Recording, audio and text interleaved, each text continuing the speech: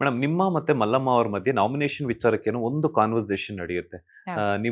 ನೀವೇನೋ ಹೇಳ್ತಾ ಇದ್ರಿ ಈಗ ತಾನೆ, ಹ್ಮ್. ಲೈಕ್ ಏನಂತಂದ್ರೆ ಕಾರಣ ಕೊಡಕ್ಕಾಗಲ್ಲ ನಾಮಿನೇಷನ್ ಮಾಡಕ್ ಬಂದಾಗ ಅಂತ. ಹ್ಮ್. ಸೊ ನನ್ಗೆ ಗೊತ್ತಿಲ್ಲ ಅಂತ ಹೆಂಗ್ ಹೇಳ್ತೀರಾ ನೀವು? ನನಗೆಲ್ಲ ಗೊತ್ತಿದೆ, ಹೊರಗಡೆ ನಾನು ಅಷ್ಟೊಂದೆಲ್ಲ ಇದ್ ಮಾಡ್ಕೊಂಡ್ ಬಂದಿದ್ದೀನಿ ಆತರ. ಆಮೇಲೆ ಇನ್ನೊಂದು ಟಾಯ್ಲೆಟ್ ವಿಚಾರದಲ್ಲಿ ಏನೋ ಜಗಳ ಆಗುತ್ತೆ ಅಲ್ಲಿ ಯಾರೋ ಸಹಸ್ಪರ್ಧಿ ಜೊತೆ, ಹೌದು, ಕಾವ್ಯ ಜೊತೆ. ಕಾವ್ಯ ಜೊತೆ. ಹೌದು. ಅಷ್ಟೊಂದು ನಾನು ಎಷ್ಟು 3 ಫ್ಲೋರ್ ಏನೋ ನೋಡ್ಕೊಂಡ್ ಬಂದಿದ್ದೀನಿ ಅಂತ ಹ್ಮ್. ಹೇಳ್ಬಿಟ್ಟು. ಹ್ಮ್. ಅಂದ್ರೆ ಮಲ್ಲಮ್ಮ ಅವರು ಇನ್ನೋಸೆಂಟಾ ಅಥವಾ ಅಲ್ಲಿ ತಿಳ್ಕೊಂಡ್ ಆಡ್ತಿದಾರಾ ಅಥವಾ ನಿಜವಾಗ್ಲೂ ಅವರು ಗೊತ್ತಾಗ್ತಿಲ್ವಾ ಅವರಿಗೆ ಅಂತ?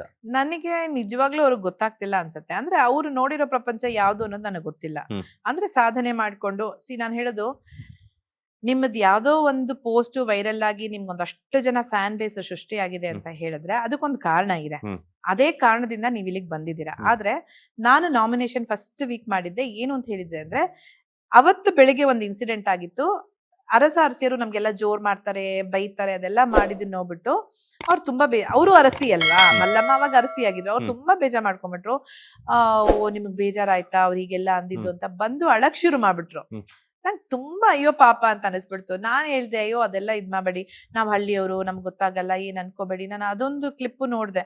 ಇಲ್ಲ ಹಳ್ಳಿ ಡಿಲ್ಲಿ ಅದೆಲ್ಲ ಏನು ಇಲ್ಲ, ಎಲ್ಲರೂ ಒಂದೇ, ತಲೆ ಕೆಡ್ಸ್ಕೋಬೇಡಿ, ನಾವ್ ಇವಾಗ ಸೇವಕರು, ನೀವು ಬೈತಿದ್ದೀರಾ, ಅದಕ್ಕೆ ನಾವು ಬೇಜಾರ್ ಮಾಡ್ಕೊಳ್ಳ ಅಂತ ಸಮಜಾಯಿಷಿ ನೀಡಿದ್ದೆ.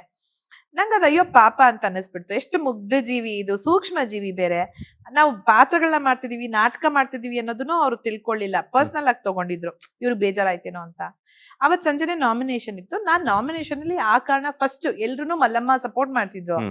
ಮಲ್ಲಮ್ಮನ್ನ ನಾನು ನಾಮಿನೇಷನ್ ಮಾಡಿದ್ದು ನನ್ ವಿರುದ್ಧವಾಗಿ ತಿರುಗಿ ಬೀಳ್ಬೋದಾಗಿತ್ತು. ಬಟ್ ಸ್ಟಿಲ್ ನನಗೆ ಏನ್ ಅನಿಸ್ತು, ನಾನು ಅಲ್ಲಿ ಹೇಳ್ದೆ, ಹ್ಮ್. ಮಲ್ಲಮ್ಮ ತುಂಬಾ ಸೂಕ್ಷ್ಮ ಜೀವಿ ಅಂತ ನನ್ಗೆ ಅನ್ಸುತ್ತೆ. ಟಾಸ್ಕ್ ಅಲ್ಲಿ ಅವ್ರನ್ನ ಮೀರ್ಸೋರೆಲ್ಲ ನಿಜ. ಹ್ಮ್. ಬಟ್ ಮುಂದೆ ಹೋಗ್ತಾ ಹೋಗ್ತಾ ಈ ನಾಮಿನೇಷನ್ಸ್, ಅದಕ್ಕೆ ಕಾರಣಗಳು, ಅದರಿಂದ ಉಂಟಾಗೋ ಜಗಳಗಳು, ಒಳಗಿನ ಜಗಳಗಳು, ಅದನ್ನೆಲ್ಲ ತಡ್ಕೊಳ್ಳೋಂತ ಶಕ್ತಿ ಅವರಲ್ಲಿ ಇದೆ. ಈ ಬಿಗ್ ಬಾಸ್ ಮನೆಯಲ್ಲಿ ಇರೋಂತ ಶಕ್ತಿ ಇದೆ ಅಂತ ಅನ್ನಿಸ್ತಿಲ್ಲ, ಅದಕ್ಕೆ ಅಂತ. ಅದನ್ನ ಅವರೇ ಬೇರೆ ತರ ತಗೊಂಡ್ರು, ಅಥವಾ ಕೆಲವು ಮ್ಯಾನಿಪುಲೇಟರ್ಸ್ ಅವ್ರ ಸುತ್ತಮುತ್ತ ಆಗ್ಲಿ ಇದ್ರಲ್ಲ, ಅವ್ರೇನಾದ್ರು ಹೇಳಿದ್ರ ಗೊತ್ತಿಲ್ಲ. ನೀವೇಗ ಅನ್ಕೋತೀರಾ ನನಗೇನು ಗೊತ್ತಿಲ್ಲ ಅಂತ? ಹ್ಮ್. ನೀವ್ ಗೊತ್ತಿದೆ ಅಂತ ಪ್ರೂವ್ ಮಾಡ್ತಿಲ್ವಲ್ಲ ಏನನ್ನು. ಇವಾಗ ಯಾಕೆ ಇವ್ರನ್ನ ನಾಮಿನೇಷನ್ ಮಾಡ್ತಿದ್ರ ಅಂದ್ರೆ, ಅವರು ನಾವು ಹಳ್ಳಿಯಿಂದ ಬಂದಿದೀವಿ ಅಂತ ಇದ್ ಮಾಡ್ತಾರ್ರಿ, ಟ್ರೀಟ್ ಮಾಡ್ತಾರ್ರಿ, ಅದಕ್ಕೆ. ಅವ್ರು ಹಳ್ಳಿಯಿಂದ ಬಂದಿರೋದು ಅಂತ ನಾನ್ ಕಂಡ ಮಟ್ಟಿಗೆ ಯಾರು ಟ್ರೀಟ್ ಮಾಡಿಲ್ಲ. ನಾನು ಹೇಳಿಲ್ವಾ, ನಾವು ಬಿಗ್ ಬಾಸ್ ಮನೆ ಒಳಗಡೆ ಹೋದ ತಕ್ಷಣ ನಮ್ಮ ಆಲೋಚನಾ ಕ್ರಮನೇ ಚೇಂಜ್ ಆಗ್ಬಿಡುತ್ತೆ. ಇಲ್ಲಿ ನಾನು ಹೊರಗಡೆ ಆರ್ಟಿಸ್ಟು, ನಾನು ಸೆಲೆಬ್ರಿಟಿ ಅಂತ ಯಾರು ಯೋಚನೆ ಮಾಡಲ್ಲ, ನಾವೆಲ್ಲರೂ ಒಂದು ಅಂತಾನೆ. ಇವನ್ ಗಿಲ್ಲಿಗೆ ಹೇಳಿದ್ರು, ನಾವ್ ಹಳ್ಳಿಯಿಂದ ಬಂದು ನಾನು ನೀರ್ ಕೇಳ್ದಾಗ ಕೊಡ್ಲಿಲ್ಲ, ಅದೆಲ್ಲ ಕಾರಣನೇ ಅಲ್ಲ. ಹ್ಮ್. ನಾನು ಹೇಳೋದು ಅಂದ್ರೆ ಅವ್ರಿಗೊಂದು ಕಾರಣ ಕೊಡ್ಬೇಕು, ಏನ್ ಕೊಡ್ಲಿ ಅಂತ ಯೋಚನೆ ಮಾಡಿ ಕೊಡ್ತಿದ್ದಾರೆ ಹೊರತು ನಿಜವಾದ ಕಾರಣ ಇವತ್ತಿಗೂ ಕೊಟ್ಟಿಲ್ಲ ಅವ್ರು. ಮೊನ್ನೆ ಇವರು ಸುದೀಪ್ ಸರ್ ಕೇಳ್ದಾಗ್ಲೂನು ಏನೋ ಒಂಥರ ಅವ್ರಿಗೆ ಏನ್ ಹೊಳಿಯುತ್ತೋ ಅದನ್ನ ಹೇಳ್ತಾರೆ ಹೊರತು ಅಲ್ಲಿ ನಿಜವಾದ ಪ್ರಾಪರ್ ಕಾರಣ ಇರೋದೇ ಇಲ್ಲ ಇವತ್ತಿಗೂ ಕೂಡ. ಅವ್ರು ಎಷ್ಟು ದಿನ ಇರ್ತಾರೆ ನನಗೆ ಗೊತ್ತಿಲ್ಲ ಇದೇ ರೀತಿನಲ್ಲಿ. ಓಕೆ, ನಿಮ್ಮ ಪ್ರಕಾರ 5 ಮೆಂಬರ್ಸ್ ಯಾರೆಲ್ಲ ಫಿನಾಲೆಗೆ ಬರಬಹುದು ಅಂತ ಅಂತಂದ್ರೆ? ನಾನು ಸ್ಟ್ರಾಂಗ್ ಕಂಟೆಸ್ಟೆಂಟ್ ಅಂತೆಲ್ಲ ಹೇಳಿದ್ನಲ್ಲ, ಅವ್ರೇ. ಸ್ಟ್ರಾಂಗ್ ಅವ್ರು ಯಾಕೆ ಅಂತ ಹೇಳಿದ್ರೆ ಅವರೆಲ್ಲ ಕೇಪಬಿಲಿಟಿ ಇದೆ. ಹ್ಮ್. ಫಸ್ಟ್ ಗಿಲ್ಲಿ, ಆಮೇಲೆ ಅಶ್ವಿನಿ ಅವರು ಗಿಲ್ಲಿ ಅವರು ಈಕ್ವಲ್ ಆಗಿ ಅನ್ನಿಸ್ತಾರೆ. ಅಂದ್ರೆ ಅಶ್ವಿನಿ ಅವರು ಜೋರಿದ್ದಾರೆ, ಹ್ಮ್. ಬಟ್ ಅವ್ರು ಹೋಗ್ತಿರೋ ದಾರಿ ತಪ್ಪಿದೆ. ಸರಿ ದಾರಿನಲ್ಲಿ ಇದೇ ಹೋರಾಟ ಮಾಡ್ಬಿಟ್ರೆ ಅವರು ಬೇರೆನೇ ತರ ಹೋಗ್ತಾರೆ ಮುಂದೆ. ಹ್ಮ್. ಗಿಲ್ಲಿ, ಅಶ್ವಿನಿ, ಧನುಷು, ಧ್ರುವಂತು, ರಕ್ಷಿತಾ, ಇಷ್ಟು ಜನ ನನಗೆ ಕಾಣಿಸ್ಕೊತಾ ಇದಾರೆ. ಮೇಡಮ್, ಇನ್ನೊಂದು ಏನಂತಂದ್ರೆ ಮಲ್ಲಮ್ಮ ಅವರನ್ನ ಮುಗ್ಧ ಜೀವಿ ಅಂತ ಹೇಳ್ಬಿಟ್ಟು ಅನ್ಕೊಂತಿದ್ದಾರೆ. ಆಲ್ಮೋಸ್ಟ್ ಅವ್ರು ಏನೋ ನೀವು ಹೇಳ್ದಾಗ್ಲೇನೆ ಕೆಲವೊಂದೆಲ್ಲ ಗೊತ್ತಾಗ್ತಿಲ್ಲ ಅಂತಾನು ಹೇಳಿದ್ರಿ ಕೂಡ. ಮಲ್ಲಮ್ಮ ಅವ್ರು ಇನ್ನೋಸೆಂಟ್, ಅವರನ್ನ ಒಂದಷ್ಟು ಜನ ಅಲ್ಲಿ ಯೂಸ್ ಮಾಡ್ಕೊಳ್ತಿದ್ದಾರೆ ಸಿಂಪತಿಯಿಂದ ಅನ್ನುವಂಥ ಒಂದು ಟಾಕ್ ಇದೆ ಮೇಡಮ್, ನಿಜಾನ ಅದು? ಇಲ್ಲ, ಆಮೇಲೆ ಅದೆಲ್ಲ ಕಣ್ಣಿಗೆ ಕಾಣುತ್ತಲ್ವಾ, ನಮಗೂ ಅಲ್ಲಿ ನಾನಿವಾಗ ಯಾರೋ, ಇವಾಗ ನನಗೆ ಅವ್ರು ಮುಗ್ಧ ಜೀವಿ ಅನ್ಸಿದ್ರು, ಪಾಪ ಅನ್ನಿಸ್ತು. ನಾನು ಅವ್ರನ್ನ ಸಪೋರ್ಟ್ ಮಾಡಿದ್ರೆ ಅದನ್ನ ನನ್ ಸಿಂಪತಿ ಅಂತ ಬೇರೆಯವ್ರು ಯಾಕೆ ಅನ್ಕೋಬೇಕು? ಮನೇಲಿರೋರ್ ಜನ, ಹೊರಗಿನ ಜನ ಏನ್ ಹೇಳ್ತಿದ್ದಾರೆ ನನಗೆ ಗೊತ್ತಿಲ್ಲ. ಮನೆಯವರು ಅವ್ರ ವಿರುದ್ಧ ಒಂದ್ ಕಾರ್ಡ್ ಸುಮ್ನೆ ಹೇಳ್ಬಿಡೋದು. ನಾನು ಹೇಳಿಲ್ವಾ, ಅರ್ಥ ಗೊತ್ತಿರಲ್ಲ, ನಾನು ಏನ್ ಮಾತಾಡ್ತಿದೀನಿ ಅಂತ ಗೊತ್ತಿಲ್ಲ. ಇವಾಗ ಕೆಲವೊಂದೆಲ್ಲ ಅವ್ರಿಗೆ ಅರ್ಥ ಆಗ್ತಿರ್ಲಿಲ್ಲ. ಇವಾಗ ಯಾವ್ದೋ ಒಂದು ಟಾಸ್ಕ್ ಬಂದ್ರೆ ಅದು ಅವ್ರಿಗೆ ಅರ್ಥ ಆಗ್ತಿರ್ಲಿಲ್ಲ, ಯಾರೋ ಒಬ್ರಿಗೆ ಅರ್ಥ ಮಾಡಿಸ್ಬೇಕಲ್ವಾ. ನನ್ಗೆ ಅವ್ರಿಗೆ ಪಾಪ ಅನ್ನಿಸ್ತಾರೆ, ಕ್ಯೂಟ್ ಅನ್ನಿಸ್ತಾರೆ, ಇನ್ನೋಸೆಂಟ್ ಅನ್ನಿಸ್ತಾರೆ ಅಂತ ನಾನು ಅವ್ರ ಜೊತೆ ಕ್ಲೋಸ್ ಆದ ತಕ್ಷಣ, ಓ ಮಲ್ಲಮ್ಮನ ಹೆಸರು ತಗೊಂಡು ಅವ್ರಿಗಷ್ಟು ಫ್ಯಾನ್ ಬೇಸ್ ಇದೆ, ಅವ್ರಿಗೆ ಕರ್ನಾಟಕದ ಜನತೆ ಉಳಿಸ್ತಾರೆ, ಅದಕ್ಕೇನೆ ಮಂಜು ಭಾಷಿಣಿ ಅವಳ ಜೊತೆ ಹೋಗ್ತಿದ್ದಾಳೆ ಅಂತ ಹೇಳಿದ್ರೆ ಅದು ತಪ್ಪಾಗತ್ತೆ. ಆತರ ಅವ್ರ ಜೊತೆ ಇರೋರು ಯಾರನ್ನು ಆ ಸಿಂಪತಿ ಕಾರ್ಡ್ ನನ್ನ ಹೆಲ್ಪ್ಗೆ ಯೂಸ್ ಮಾಡ್ಕೋಬಹುದು ಅಂತ ಯಾರು ಮಾಡಿಲ್ಲ ಅಲ್ಲಿ. ಓಕೆ, ಕಂಟೆಸ್ಟೆಂಟ್ಗಳ ಹೆಸರನ್ನ ಹೇಳ್ತಾ ಹೋಗ್ತೀನಿ, ಅವ್ರ ಬಗ್ಗೆ ನಿಮ್ಮ ಅನಿಸಿಕೆ ಅಥವಾ ಅಭಿಪ್ರಾಯಗಳನ್ನು ಶೇರ್ ಮಾಡ್ಕೋಬಹುದು. ಮೊದಲನೇದಾಗಿ ಕರಿಬಸಪ್ಪ ಅವರು. ಅವರು ನಾವ್ ಹೇಳ್ತಿರೋದನ್ನ ಕೇಳಿಸ್ಕೊತಾನೆ ಇರ್ಲಿಲ್ಲ, ಅರ್ಥನೂ ಮಾಡ್ಕೊಳ್ತಿರ್ಲಿಲ್ಲ. ಸೊ ಹಾಗಾಗಿ ಅವ್ರ ಉತ್ತರಗಳನ್ನು ಬೇರೆ ಯಾವ್ದೋ ದಿಕ್ಕಿನಲ್ಲೇ ಬರ್ತಾ ಇತ್ತು. ಆಮೇಲೆ ತೀರಾ 1 ವಾರ ಅಷ್ಟೇ ನೋಡಿರೋದ್ರಿಂದ ನನ್ಗೆ ಅವ್ರ ಬಗ್ಗೆ ಏನಷ್ಟು ಗೊತ್ತಿಲ್ಲ. ಆರ್ಜೆ ಅಮಿತ್. ಆರ್.ಜೆ. ತುಂಬಾ ಬುದ್ಧಿವಂತ, ಒಳ್ಳೆ ಹುಡುಗ. ಹ್ಮ್. ಬಟ್ ನಿರೂಪಿಸ್ಕೊಳಕ್ಕೆ ಅವ್ನಿಗೆ ಟೈಮ್ ಸಿಗ್ಲಿಲ್ಲ. ಅಶ್ವಿನಿ ಅವರು ನಿಮ್ಮ ಜೊತೆ ಬಂದಂತವ್ರು. ಅಶ್ವಿನಿ ಆಶ್. ಅವರು ನಮ್ಮ ಜೊತೆ ಬಂದವರು. ತುಂಬಾ ಮೆಚ್ಯೂರ್ಡ್ ಹುಡುಗಿ, ವೆರಿ ನಾಟಿ, ವೆರಿ ವಿಟಿ, ತುಂಬಾ ಬುದ್ಧಿವಂತಿಕೆ ಇದೆ. ಆಮೇಲೆ ಅಲ್ಲಿ ಪ್ರೂವ್ ಮಾಡ್ಕೊಳ್ಳೋಂತ ಎಲ್ಲಾ ತಾಕತ್ತು ಇತ್ತು. ಬಟ್ ಮೋಸ ಆಯ್ತು. ಮೋಸ ಅಂದ್ರೆ ಬೇರೆ ರೀತಿನಲ್ಲ, ಹ್ಮ್. ಪಾಪ ಹೊಡೆತ ಬಿತ್ತು. ಧ್ರುವಂತ್. ಅವ್ರ ಬಗ್ಗೆ ಅಲ್ಲಿರೋರೇನೆ ಒಂದಷ್ಟು ವಿಷಯಗಳನ್ನ ಹೇಳಿದ್ರು. ಅವ್ರು ಹೀಗಿದ್ರು, ಹಾಗಿದ್ರು, ಚೇಂಜ್ ಆಗಿದ್ದಾರೆ ಅಂತ. ಜೀವನದಲ್ಲಿ ಎಷ್ಟೋ ಏಟುಗಳು ಬೀಳುತ್ತೆ, ಮನುಷ್ಯನ ಚೇಂಜ್ ಮಾಡುತ್ತೆ.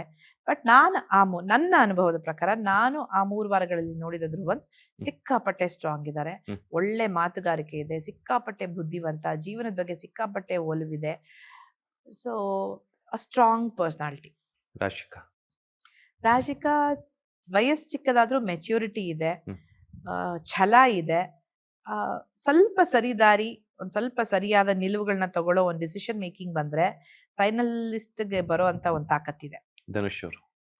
ಧನುಷ್ ತುಂಬಾ ಒಳ್ಳೆ ವ್ಯಕ್ತಿತ್ವದ, ಹೆಣ್ಣು ಮಕ್ಕಳನ್ನ ಆಧರಿಸುವ, ಸೈಲೆಂಟ್ ವ್ಯಕ್ತಿತ್ವದ, ಸ್ಟ್ರಾಂಗ್ ವ್ಯಕ್ತಿ. ಅನಾವಶ್ಯಕವಾಗಿ ಆ ಸ್ಟ್ರೆಂತ್ ಎಲ್ಲೂ ಪ್ರದರ್ಶನ ಮಾಡಕ್ ಬಂದಿಲ್ಲ. ಬಟ್ ಆ ಮಾತುಗಾರಿಕೆ ಬೇಕು, ಆ ತಂತ್ರಗಾರಿಕೆ ಬೇಕು. ಆದ್ರೆ ಮತ್ತೆ ಫೈನಲಿಸ್ಟ್ ಅಲ್ಲಿ ನೋಡೋಂತ ವ್ಯಕ್ತಿ ಅಭಿಷೇಕ್. ಅಭಿ ಒಳ್ಳೆ ಹುಡುಗ, ಆದ್ರೆ ಎಲ್ರೂ ಮೆಚ್ಚಕ್ ಹೋಗ್ತಾ ಇದ್ದಾನೆ. ಅದು ಡಬಲ್ ಫೇಸ್ಡ್ ಅಂತ ನಮಗ್ ಕಾಣಿಸ್ತಾ ಇದೆ. ಅದನ್ನೆಲ್ಲ ಕೊಡುಕೊಂಡು ಅವನಾಗಿ ಮುಂದೆ ಹೋದ್ರೆ ಒಳ್ಳೆ ಕಾಂಟೆಸ್ಟೆಂಟ್. ಬಟ್ ಫೈನಲಿಸ್ಟ್ಗಳ ಲಿಸ್ಟ್ ಅಲ್ಲಿ ನೋಡಲ್ಲ ನಾನು. ಸ್ಪಂದನ. ಸ್ಪಂದನ ಹಾಗೆ ನಾನು ಎಲ್ರಿಗೂ ಒಳ್ಳೆಯವರು ಅಂತ ಸೇರಿಸ್ತೀನಿ. ಯಾಕಂದ್ರೆ 3 ವಾರಗಳ ಕಾಲ ಅವರೆಲ್ಲರೂ ನನ್ನ ಜೊತೆ ಒಳ್ಳೇದಾಗೆ ಇದ್ರು. ಆ ಹುಡುಗಿಗೆ ಒಳ್ಳೆ ಮಾತುಗಾರಿಕೆ ಇದೆ, ನೋಡಕ್ ತುಂಬಾ ಮುದ್ದಾಗಿದೆ. ಬಟ್ ಅಷ್ಟೇ ಸಾಲಲ್ವೇ ಇಲ್ಲಿ, ಒಂದ್ ಸ್ವಲ್ಪ ಇಂಡಿವಿಜುವಲ್ ಆಗಿ ಟಾಸ್ಕ್ ಅಲ್ಲಿ ಎಲ್ಲೂ ಪ್ರೂವ್ ಮಾಡಿಲ್ಲ. ಪ್ರೂವ್ ಮಾಡ್ಕೋಬೇಕು. ವ್ಯಕ್ತಿತ್ವ, ನಿಜವಾದ ವ್ಯಕ್ತಿತ್ವ ನಂದೇನು ಅಂತ ಎಲ್ಲೂ ಕಂಡಿಲ್ಲ. ಅದು ಕಾಣಿಸ್ಕೋಬೇಕು. ಕಾಣಿಸ್ಕೊಂಡ್ರೆ ಮುಂದೆ ಬರ್ಬೋದು. ಬಟ್ ಫೈನಲ್ ತನಕ ಬರೋದು ಕಷ್ಟ. ಚಂದ್ರಪ್ರಭಾ ಅವರು. ಅವರು ಮಧ್ಯ ಸೇತುವೆನಲ್ಲಿ ನಿಂತ್ಕೊಂಡ್ಬಿಟ್ಟಿದ್ದಾರೆ. ಆ ಕಡೆ ಹೋಗ್ಲೋ ಈ ಕಡೆ ಹೋಗ್ಲೋ ಗೊತ್ತಾಗ್ತಿಲ್ಲ. ಇನ್ನೂ ಹಾಗೆ ಕನ್ಫ್ಯೂಷನ್ ಅಲ್ಲಿ ಇದ್ರೆ ಕೆಳಗಡೆ ಅಲ್ಲಿ ಏನ್ ಹರಿತಾ ಇದೆ ನದಿ ಒಳಗಡೆ ಬಿದ್ದು ಹೊರಗಡೆ ಬರ್ತಾರೆ. ಸತೀಶ್ ಅವರು. ಯಾರದು? ಹೊರಗಡೆ ಬಂದಾಯ್ತು, ಮುಗ್ದಾಯ್ತು ಚಾಪ್ಟರ್. ನಂಗೆ ಅವ್ರು ಏನು ಅಂತಾನೆ ಗೊತ್ತಿಲ್ಲ, ಯಾರು ಅಂತಾನೆ ಗೊತ್ತಿಲ್ಲ ಇವಾಗ. ಮಾಳು. ಮಾಡು ಅದೇ ಹೊರಗಡೆ ಸಿಕ್ಕಾಪಟ್ಟೆ ಫ್ಯಾನ್ ಬೇಸ್ ಇರಬಹುದು. ಬಟ್ ಅಲ್ಲಿ ನಿನ್ನದೇ ಆದ ವ್ಯಕ್ತಿತ್ವದಿಂದಾನೇ ನೀನ್ ಗುರುತಿಸ್ಕೋಬೇಕು. ನಿನ್ನ ಟ್ಯಾಲೆಂಟ್ ಇಂದ ಅಲ್ಲ, ನಿನ್ನ ಹಾಡುಗಾರಿಕೆಯಿಂದ ಅಲ್ಲ, ವ್ಯಕ್ತಿತ್ವದಿಂದ ಗುರುತಿಸ್ಕೊಂಡ್ರೆ ಮುಂದೆ ಬರೋ ಚಾನ್ಸ್ ಇದೆ. ಫೈನಲಿಸ್ಟ್ ಅಲ್ಲಿ ನೋಡ್ತಿಲ್ಲ. ಗಿಲ್ಲಿ. ಗಿಲ್ಲಿ ಸಿಕ್ಕಾಪಟ್ಟೆ ಅವ್ರ ಟ್ಯಾಲೆಂಟ್ ಸೂರ್ ಕಿತ್ಕೊಂಡು ಹೋಗ್ತಾ ಇದೆ. ನಾನು ಅದನ್ನೇ ಹೇಳ್ತಾ ಇದೀನಿ. ಬಟ್ ತಮಾಷೆನೇ ಎಲ್ಲ ಅಲ್ಲ. ಇನ್ನು ಬೇರೆ ಬೇರೆ ನವರಸಗಳಲ್ಲಿ ಹಾಸ್ಯ ಬಿಟ್ಟು ಇನ್ನಷ್ಟು ರಸಗಳಿದೆ. ಆ ಎಲ್ಲಾ ರಸಗಳ ಪ್ರದರ್ಶನ ಆದ್ರೆ ಫೈನಲಿಸ್ಟ್ ಕಪ್ ಅಂತೂ ಕೈಯಲ್ಲಿರೋದು ಕಾಣ್ತಾ ಇದೆ. ಕಾವ್ಯ. ಕಾವ್ಯ ಗಿಲ್ಲಿ ನೆರಳಿಂದ ಹೊರಗಡೆ ಬಂದು ತನ್ನತನವನ್ನ ತೋರಿಸಿದ್ರೆ ಒಂದ್ ಸ್ವಲ್ಪ ದಿನ ಇರಬಹುದು. ಅಲ್ಲಿ ಗುರಿ ತಲುಪೋದು ಸ್ವಲ್ಪ ಕಷ್ಟ. ಕಾಕ್ರೋಚ್ ಸುದ್ದಿ ಅವರು. ಹೊರಗಡೆ ವಿಲನ್ನು ಸಿನಿಮಾಗಳಲ್ಲಿ, ಅಲ್ಲಿ ಒಳಗಡೆ ತುಂಬಾ ಬೆಕ್ಕಾಗ್ಬಿಟ್ಟು ಯಾರನ್ನ ಮೆಚ್ಚಿಸ್ಲಿ, ಯಾರು ಎಲ್ಲಿ ನನ್ ಮೇಲೆ ತಪ್ಪಾಗಿ ತಿಳ್ಕೊಂಡ್ಬಿಡ್ತಾರೋ, ಅಲ್ಲಿ ಇಲ್ಲಿ ಅಲ್ಲಿ ಅಲ್ಲಿ ಕನ್ಫ್ಯೂಸ್ಡ್ ಪರ್ಸನ್ ಆಗಿ ಓಡಾಡ್ತಿದ್ದಾರೆ.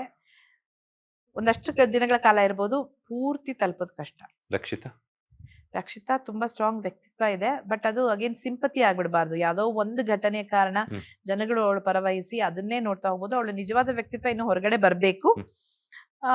ಬಂದು ಅದು ಜನಗಳಿಗೆ ಇಷ್ಟ ಆದ್ರೆ ಒಂದು ಸ್ಟ್ಯಾಂಡ್ ಅಂತೂ ತಗೋತಾಳೆ. ಬುದ್ಧಿ ಜ್ಞಾನ ಭಂಡಾರ ಚೆನ್ನಾಗಿದೆ, ಅದು ಅವಳಿಗೆ ಹೆಲ್ಪ್ ಮಾಡಬಹುದು. ಮಲ್ಲಮ್ಮ ಇನ್ನೊಂದು ಕೆಲವು ದಿನಗಳಲ್ಲಿ ಹೊರಗಡೆ ಬರ್ತಾರೆ ಅನ್ಸುತ್ತೆ. ಯಾಕೆಂತ ಹೇಳಿದ್ರೆ ಆಟದ ಒಂದು ಇಂಟೆನ್ಸ್ ಅವ್ರಿಗೆ ಅರ್ಥ ಆಗಿಲ್ಲ, ಆಗ್ತಾ ಇಲ್ಲ ಅಂತ ಅನ್ಕೊಳ್ತೀನಿ. ಜಾನ್ವಿ ಅವರು ತುಂಬಾ ಬೇಗನೆ ಬರ್ತಾರೆ ಅಂತ ಅನ್ನಿಸ್ತಾ ಇದೆ. ಅಶ್ವಿನಿ ಗೌಡ. ನಾನು ಹೇಳಿದ್ನಲ್ಲ, ಉಲ್ಟಾ ಇವಾಗ ಹೀಗಿರೋದು ಹೀಗಾದ್ರೆ ಮುಂದೆ ಹೋಗ್ತಾರೆ, ಇಲ್ಲಾಂದ್ರೆ ಜನಗಳೇ ಹೊರಗಡೆ ತುಂಬಾ ಬೇಗ ಕರೆಸ್ಕೋತಾರೆ. ಈಗ ವೈಲ್ಡ್ ಕಾರ್ಡ್ ಪಡೆದಿರುವಂತಹ ಸೂರಜ್ ಸಿಂಗ್. ನನಗವ್ರು ಯಾರು ಅಂತಾನೆ ಗೊತ್ತಿಲ್ಲ. ಮ್ಯೂಟೆಂಟ್ ರಘು ಗೊತ್ತಿಲ್ಲ. ರಿಷಾ ಗೊತ್ತಿಲ್ಲ. ಅವ್ರ ಬಗ್ಗೆ ಏನು ಹೇಳಲ್ಲ. ನೆಕ್ಸ್ಟ್ ಅಲ್ಲ, ನನಗೆ ಗೊತ್ತೇ ಇಲ್ಲ. ಇನ್ನು ನಾನು ಎಪಿಸೋಡ್ಗಳನ್ನ ನೋಡಿ ಅವ್ರ ಆಟ, ಅವರ ವ್ಯಕ್ತಿತ್ವ ಹೇಗೆ ಅನಾವರಣಗೊಳ್ಳುತ್ತೆ ಅದನ್ನ ನೋಡಿ ಒಂದು ಡಿಸಿಷನ್ ಮಾಡ್ಬೋದೇ ಹೊರತು ಸೂರಜ್ ಸಿಂಗ್, ರಿಷಾ ಗೌಡ ಅವ್ರ ಮುಖಗಳು ಗೊತ್ತಿಲ್ಲ. ರಘು ಅವ್ರನ್ನ ಗ್ಲಿಮ್ಸ್ ಅಲ್ಲಿ ನೋಡಿ, ಆಮೇಲೆ ಕ್ವಾಟ್ಲೆ ಕಿಚನ್ ಅಲ್ಲಿ ನೋಡಿದ್ನಲ್ಲ, ಹಾಗಾಗಿ ಗೊತ್ತು ಹೊರತು ಜೋರ್ ಇರಬಹುದು ಅನ್ಸುತ್ತೆ. ಬಟ್ ಎಷ್ಟು ಜೋರು ಅನ್ನೋದು ಇನ್ ಮುಂದಿನ ದಿನಗಳಲ್ಲಿ ಗೊತ್ತಾಗತ್ತೆ. ಇನ್ನೊಂದು 2-3 ವಾರ ಆದ್ಮೇಲೆ ಅವ್ರ ಬಗ್ಗೆ ಹೇಳ್ಬಲ್ಲ. ಮೇಡಮ್, ಅಲ್ಲಿ ಲವ್ ಬರ್ಡ್ಸ್ ಆಗುವಂತಹ ಯಾರೆಲ್ಲ ಕ್ವಾಲಿಟೀಸ್ ಇದೆ ಮೇಡಮ್? ಅಲ್ಲಿ ಯಾರ್ಯಾರಿಗೆ ಲವ್ ಆಗಬಹುದು ಅಂತ? ಇವಾಗ ನಾನ್ ನೋಡಿರೋದ್ರಲ್ಲಿ ಲವ್ ಬರ್ಡ್ಸ್ ಯಾರು ಇಲ್ಲ. ಇವಾಗ ಹೊಸಬ್ರು ಹೋಗಿರೋರಲ್ಲಿ ಯಾರಾದ್ರೂ ರಿಷಾ ಯಾರಿಗಾದ್ರೂ ಇದಾಗ್ತಾರ, ಲವ್ ಬರ್ಡ್ ಆಗ್ತಾರ, ಅಥವಾ ಸೂರಜ್ ಯಾರಿಗಾದ್ರು ಲವ್ ಬರ್ಡ್ ಆಗ್ತಾರ ಗೊತ್ತಿಲ್ಲ ನನಗೆ. ಸೂರಜ್ ಅವ್ರು ಆಲ್ರೆಡಿ ತಗೊಂಡೋಗಿ ನಿಮ್ಮ ರಾಶಿಕಾ ಅವ್ರಿಗೆ ರೋಸ್ ಕೊಡ್ತಾರೆ. ಹೌದು, ಇರೋದ್ರಲ್ಲಿ ರಾಶಿಕನೇ ಒಂದ್ ಸ್ವಲ್ಪ ಕ್ಯೂಟೆಸ್ಟ್ ಹುಡುಗಿ ಇರೋದ್ರಲ್ಲಿ. ಅಂದ್ರೆ ಎಲ್ರೂ ಚೆನ್ನಾಗಿದ್ದಾರೆ, 1% ಜಾಸ್ತಿ ಅಂದ್ರೆ ಅವ್ರ ಡ್ರೆಸ್ ಸೆನ್ಸ್, ಅವ್ರು ನೋಡೋಕೆ ಎಲ್ಲ ಚೆನ್ನಾಗಿ ಅನಿಸ್ತಾರೆ. ಆದ್ರೂ ಆಗ್ಬೋದು. ಮತ್ತೆ ಅಗೇನ್ ಅಲ್ಲಿ ಒಬ್ರಿಗೊಬ್ರು ಇಷ್ಟ ಆಗ್ಬೇಕಲ್ಲ ಲವ್ ಬರ್ಡ್ಸ್ ಆಗಕ್ಕೆ. ಅದು ಬರೀ ಅಲ್ಲಿಗಷ್ಟೇ ಸೀಮಿತ ಆಗಿ ನಾವು ಲವ್ ಬರ್ಡ್ಸ್ ಆದ್ರೆ ನಮ್ಗೇನೋ ಬೇರೆ ರೀತಿ ಫುಟೇಜ್ ಸಿಗುತ್ತೆ ಅನ್ಕೊಂಡು ಆದ್ರೆ ತಪ್ಪು. ನಿಜವಾದ ರೀತಿಯಲ್ಲಿ ಆದ್ರೆ ಫೈನ್. ಲೇಟೆಸ್ಟ್ ಹಾಗೂ ಇಂಟ್ರೆಸ್ಟಿಂಗ್ ಸುದ್ದಿಗಳಿಗಾಗಿ ಬಾಸ್ ಟಿವಿ ಕನ್ನಡ ಚಾನೆಲ್ನ ಸಬ್ಸ್ಕ್ರೈಬ್ ಮಾಡಿ. ಹಾಗೆಯೇ ಬೆಲ್ ಐಕಾನ್ ಪ್ರೆಸ್ ಮಾಡಿ. ಇದರ ಜೊತೆಗೆ ಫೇಸ್ಬುಕ್, ಇನ್ಸ್ಟಾಗ್ರಾಮ್, ಎಕ್ಸ್ ನಲ್ಲೂ ಮಿಸ್ ಮಾಡದೆ ಫಾಲೋ ಮಾಡಿ.